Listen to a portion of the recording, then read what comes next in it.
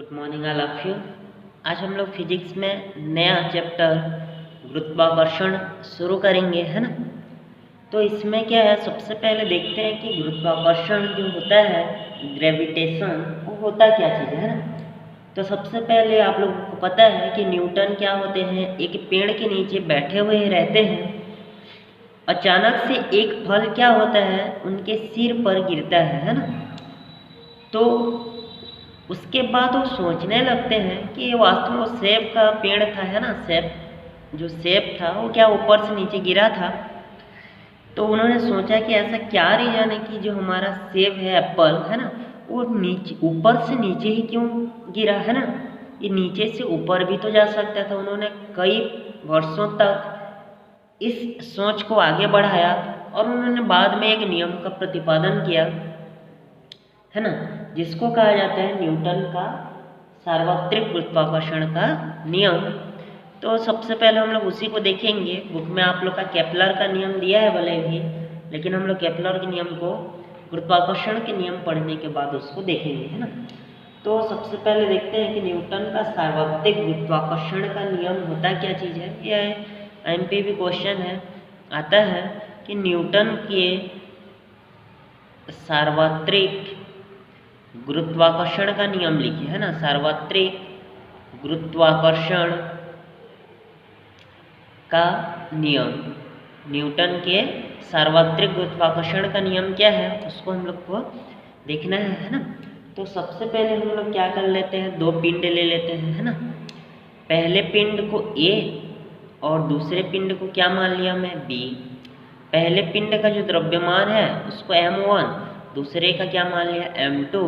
दोनों के बीच का जो दूरी है उसको मैं क्या ले लिया, r। और दो पिंड हैं तो दोनों पे कुछ ना कुछ बल लगेगा, चाहे वो प्रतिकर्षण बल हो चाहे आकर्षण बल हो, उसको क्या ले लेते हैं, F ले लेते हैं, है ना। तो ये न्यूटन का कहना था कि किन्हीं दो पिंडों के बीच, दो पिंड कौन कौन से हैं, A है और B। तो किन्हीं दो पिंडों के बीच लगने वाले बल, दो पिंड है उनके बीच में क्या बल लग रहा है, F। तो किन्हीं दो पिंडों के बीच लगने वाला बल उन पिंडों के द्रव्यमानों के गुणनफल के अनुक्रमानुपाती और बीच के दूरी के वर्ग के व्युत्क्रमानुपाती होता है। अर्थात हम लोग इसको ऐसा लिख सकते हैं कि F समानुपाती या अनुक्रमानुपाती, m1 m2, इसको अनुक्रमानुपाती या समानुपाती पढ़ा जाता है ना। और चूंकि दूरी हमेशा व्युत्क्रमानुपाती होता है, इसलिए इसको एक के बट्टे में लिखा जाता है। यही आपका न्यूटन का सार्वत्रिक गुरुत्वाकर्षण का नियम है। ध्यान से देखिए तो, किन्हीं दो पिंडों के बीच लगने वाला बल, किन्हीं दो पिंडों के बीच लगने वाला बल उन पिंडों के द्रव्यमानों के गुणनफल के अनुक्रमानुपाती और बीच के दूरी के वर्ग की क्या होता है, व्युत्क्रमानुपाती होता है। यही न्यूटन के सार्वत्रिक गुरुत्वाकर्षण का नियम है। किन्हीं दो पिंडों के बीच लगने वाला बल उन पिंडों के द्रव्यमानों के गुणनफल के अनुक्रमानुपाती और बीच के दूरी के वर्ग की क्या होते हैं, व्युत्क्रमानुपाती होता है। यही क्या है, न्यूटन का सार्वत्रिक गुरुत्वाकर्षण का नियम है। तो आप लोग 2-3 बार पढ़ेंगे तो आ जाएगा। किन्हीं दो पिंडों के बीच लगने वाला बल उन पिंडों के द्रव्यमानों के गुणनफल के अनुक्रमानुपाती और बीच के दूरी के वर्ग की क्या होता है, व्युत्क्रमानुपाती। दोनों को हम लोग एक साथ ऐसा लिख सकते हैं, F समानुपाती m1 m2 बट्टे क्या हो जाएगा, r²। इसको हटाएंगे तो एक नियतांक मिलेगा, है ना। उस नियतांक को किससे दर्शाते हैं, कैपिटल G से, m1 m2 बाई r², है ना। जहाँ कैपिटल G क्या कहलाता है, आपका सार्वत्रिक गुरुत्वाकर्षण नियतांक कहलाता है, सार्वत्रिक गुरुत्वाकर्षण नियतांक कहलाता है ना। कैपिटल जी क्या कहलाता है, सार्वत्रिक गुरुत्वाकर्षण नियतांक कहलाता है, जिसका मान फिक्स होता है 6.67 इंटू 10⁻⁻11 न्यूटन मीटर स्क्वायर प्रति किलोग्राम स्क्वायर। इसको याद रखेंगे, बहुत बार क्वेश्चन में पूछता है, चाहे कंपटीशन हो चाहे एग्जाम हो, कि कैपिटल जी का मान कितना होता है। सार्वत्रिक गुरुत्वाकर्षण नियतांक का मान हमेशा फिक्स होता है, कभी भी बदलता नहीं है। कितना होता है, 6.67 गुणा 10⁻⁻11 न्यूटन मीटर स्क्वायर प्रति किलोग्राम स्क्वायर, है ना।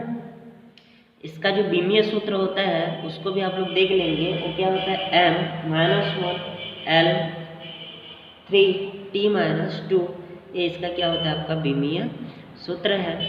तो सबसे पहले क्वेश्चन आता है 3 नंबर का, न्यूटन के सर्वत्रिक गुरुत्वाकर्षण पर नियम की व्युत्पत्ति कीजिए। तो पहले नियम को लिखना है ना। नियम लिखने के बाद हम लोग क्या करेंगे, दोनों को एक साथ लिखेंगे, उसको हटाएंगे तो एक चिन्ह क्या लगेगा, नियतांक का, जिसको क्या कहा जाता है सार्वत्रिक नियतांक। उसके बाद क्या करेंगे, उसका मान को आपको याद रख लेना है ना। लास्ट बार किन्हीं दो पिंडों के बीच लगने वाला बल उन पिंडों के द्रव्यमानों के गुणनफल के अनुक्रमानुपाती और बीच की दूरी के वर्ग की क्या होता है, व्युत्क्रमानुपाती होता है। इस प्रकार आप लोग को क्या हो जाएगा, इसको लिख लेना है। 3 नंबर का आता है, यहीं से आपका बनता है गुरुत्वीय त्वरण क्या है ना। अगला जो टॉपिक है वो क्या है आप लोग का, गुरुत्वीय त्वरण क्या होता है। तो गुरुत्वीय त्वरण जो होता है वो आप लोग का क्या है कि गुरुत्व के अधीन स्वतंत्रतापूर्वक गिरती हुई वस्तु के वेग परिवर्तन की दर को गुरुत्वीय त्वरण, त्वरण का परिभाषा क्या है, वेग परिवर्तन की दर को त्वरण कहते हैं। गुरुत्वीय त्वरण है तो क्या लिखेंगे, गुरुत्व के अधीन कहाँ से गिरेगा, स्वतंत्रतापूर्वक। हमेशा देखना कोई भी वस्तु ऊपर से नीचे की ओर गिरता है तो गुरुत्व के अधीन स्वतंत्रतापूर्वक गिरती हुई वस्तु के वेग परिवर्तन की दर को गुरुत्वीय त्वरण कहते हैं। इसे स्मॉल जी से दर्शाते हैं ना, इसको स्मॉल जी से दर्शाते हैं। वेग परिवर्तन की दर को त्वरण कहते हैं। तो गुरुत्व के अधीन स्वतंत्रतापूर्वक गिरती हुई वस्तु के वेग परिवर्तन की दर को क्या कहा जाता है, गुरुत्वीय त्वरण कहते हैं। इसको स्मॉल जी से दर्शाते हैं। इसका मात्रक मीटर प्रति सेकेंड स्क्वायर होता है। इसका बीमीय सूत्र क्या होता है, m0l t-2 होता है ना, बीमीय सूत्र। और ये कौन सा राशि होता है, ये सदिश राशि है ना, एक सदिश राशि होता है। ये इसका बीमीय सूत्र है और ये इसका क्या है आपका मात्रक है।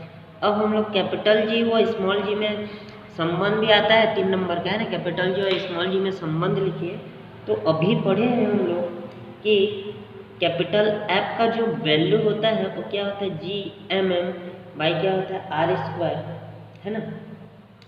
और हमको पता है small f equal to mg होगा न्यूटन्स के सेकेंड लॉ से। F बराबर ma होता है ना।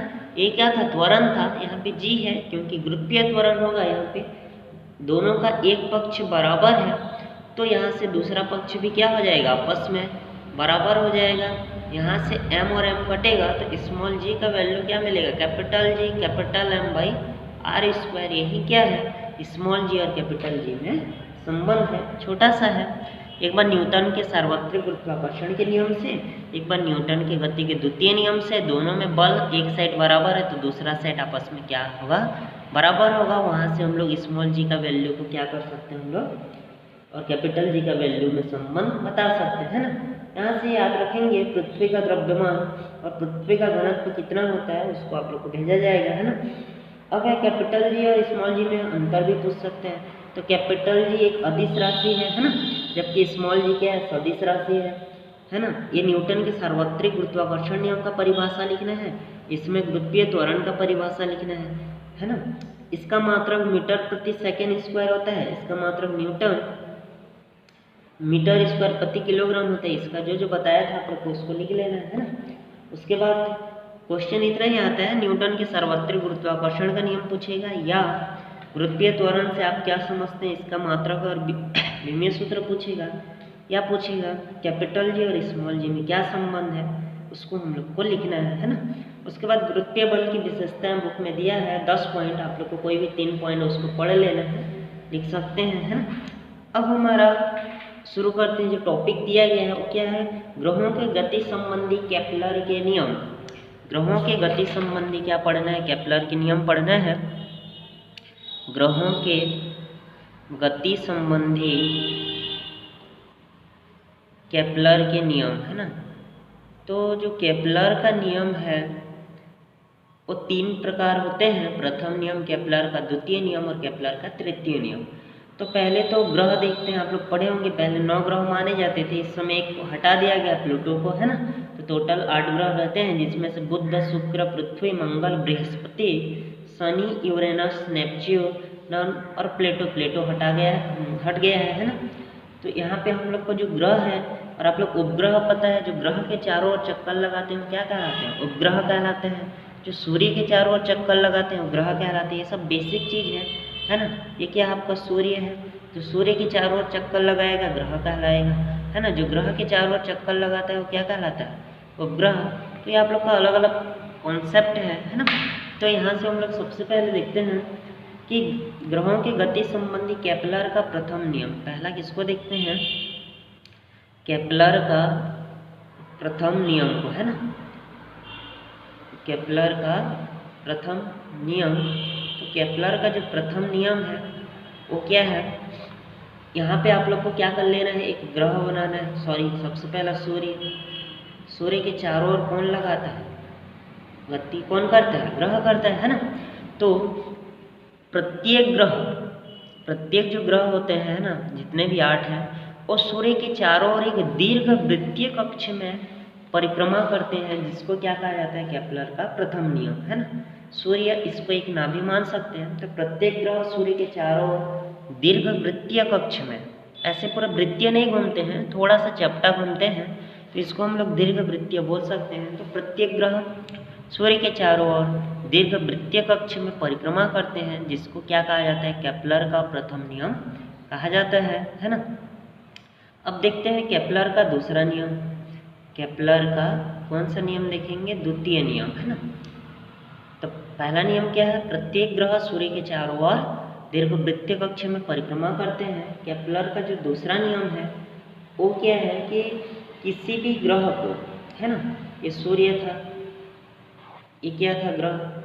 तो किसी भी ग्रह को सूर्य से मिलाने वाली रेखा, है ना, ये पहला ग्रह है, इसको हम लोग दूसरा ग्रह मान सकते हैं ना, तीसरा ग्रह मान सकते हैं ऐसे।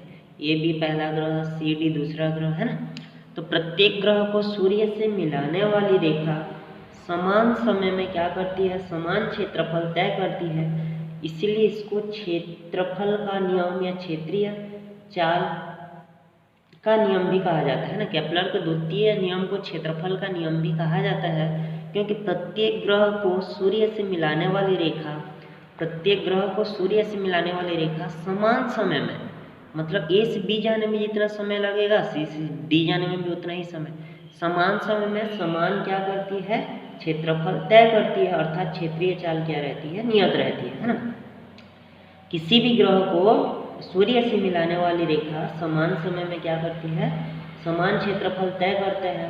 अर्थात इसका क्षेत्रीय चाल क्या रहता है? आप लोगों का नियत रहता है। इसीलिए इसको क्षेत्रफल का नियम या केपलर का द्वितीय नियम कहा जाता है। प्रत्येक ग्रह को सूर्य से मिलाने वाली रेखा समान समय में समान क्षेत्रफल तय करती है ना।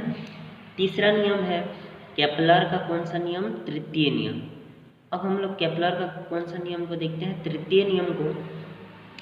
केपलर का तृतीय नियम ये है कि किसी ग्रह के परिक्रमण काल का वर्ग, तो परिक्रमण काल को आगे, काल मतलब समय टी से दर्शाएंगे, और जो दूरी होता है यहाँ से यहाँ तक का दूरी, उसको आर से दर्शाते हैं ना।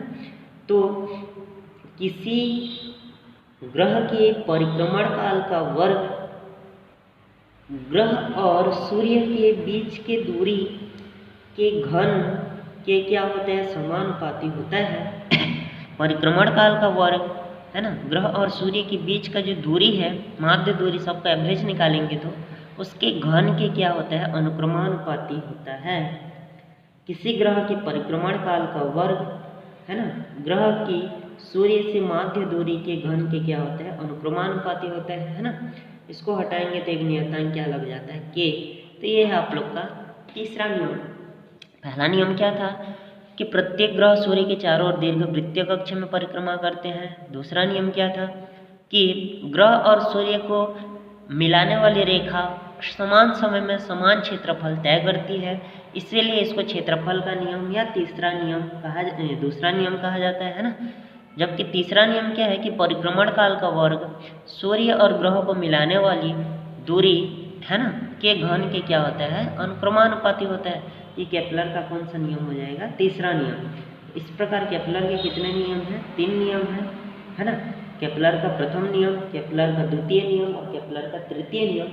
एग्जाम में दूसरा और तीसरा नियम की व्युत्पत्ति पूछा जाता है ना। तो नेक्स्ट क्लास में हम लोग देखेंगे कि केपलर के द्वितीय नियम की व्युत्पत्ति किस प्रकार किया जाता है और केपलर के तृतीय नियम की व्युत्पत्ति किस प्रकार किया जाता है। आज आप लोग नियम वगैरह को लिख के न्यूटन के गुरुत्वाकर्षण नियम को लिख लेना है ना।